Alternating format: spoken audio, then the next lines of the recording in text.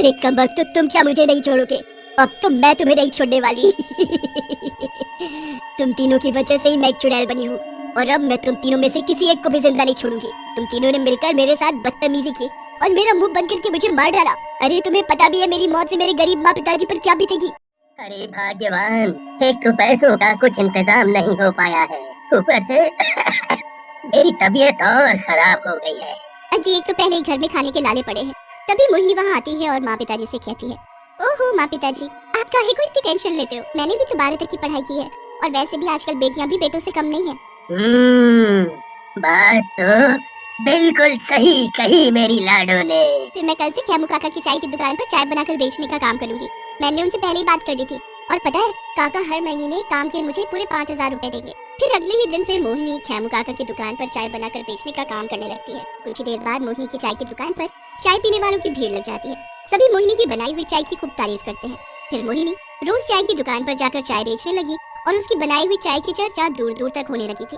एक रात मोहिनी अपने माँ पिताजी से बोलती है, देखना पिताजी, एक दिन मैं अपनी खुद की चाय की दुकान खोलूंगी, फिर आपको छोटी मोटी नौकरी करने के लिए यहाँ वहाँ धक्के नहीं खाने पड़ेंगे। फिर हम तीनों मिलकर चाय की दुकान में खूब मेहनत करेंगे और खूब सारे पैसे कमाएंगे। अगले दिन मोहिनी फिर से खुशी खुशी दुकान पर जाती है और चाय बनाने लगती है।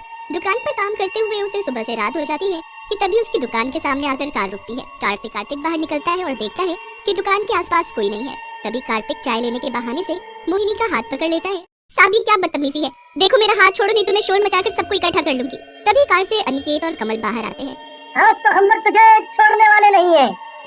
फिर तीनों दोस्त मिलकर मोहिनी के साथ छेड़खानी करने लगते हैं कि तभी मोहिनी को जोर से चिल्लाते देख कार्तिक अपने हाथ से मोहिनी का मुंह बंद कर देता है।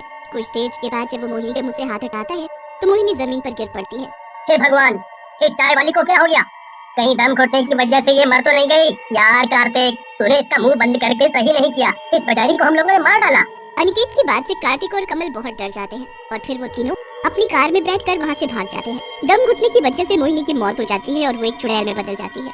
इन बदमाशों ने मेरे साथ सही नहीं किया, इन्हें तो मैं छोड़ूंगी नहीं, पर अब मैं क्या करूं? कल तो खेमू काका मुझे काम के पैसे देने वाले थे। फिर चुड़ैल अपनी लाश को वहाँ से गायब करके उसे जंगल में छुपा देती है।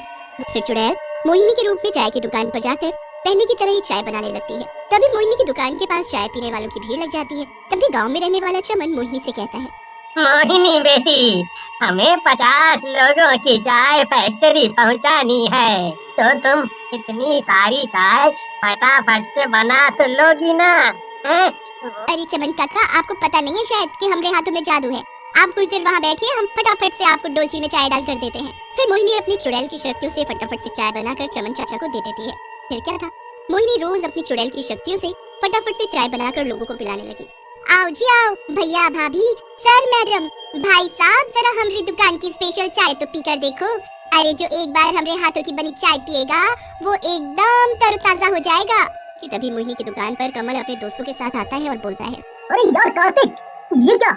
ये लड़की चाय वाली तो बिल्कुल सही सलामत हमारी आंखों के सामने खड़ी चाय बना रही है।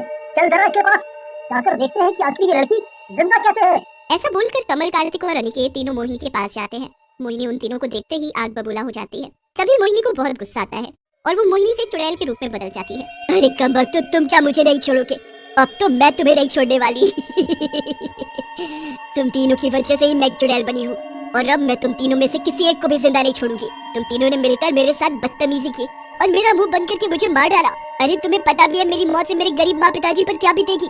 हमसे सच में बहुत बड़ी गलती हो गई, हमें मालूम नहीं था कि उस दिन तुम्हारा मुंह बंद कर देने से तुम्हारी मौत हो जाएगी, और हमने जो तुम्हारे साथ बदतमीजी की उसके लिए हम तीनों दोस्त बहुत शर्मिंदा हैं। हमें माफ कर दो, हम तुम्हारे आगे हाथ जोड़ते हैं। तभी चाय की दुकान पर कुछ लोग आ जाते हैं और चुड़ैल को देखकर उनके होश उड़ जाते हैं।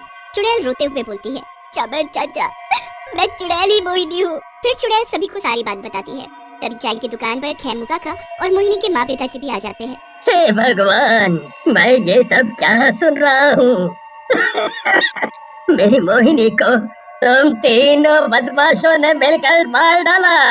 माँ पिताजी, आप रो नहीं, अब जो होना था वो तो हो गया, पर जब मेरी सच्चाई सभी के सामने आ ही गई है तो मैं चाहती हूँ कि इन तीनों दोस्तों को सजा के रूप में इन्हें मेरे माँ पिताजी के लिए एक बड़ी सी चाय की दुकान खोल कर दे, ताकि मेरे माँ पिताजी को काम मिल सके। फिर तीनों दोस्त मिलकर अपने पैसों से मोहिनी के नाम की एक शानदार चाय की दुकान खोलकर उसके माँ पिताजी को देते हैं, और साथ ही सभी मिलकर मोहिनी की लाश का पूरे विधि विधान के साथ क्रियाकर्म करते हैं, जिसके बाद से मोहिनी की आत्मा को शांति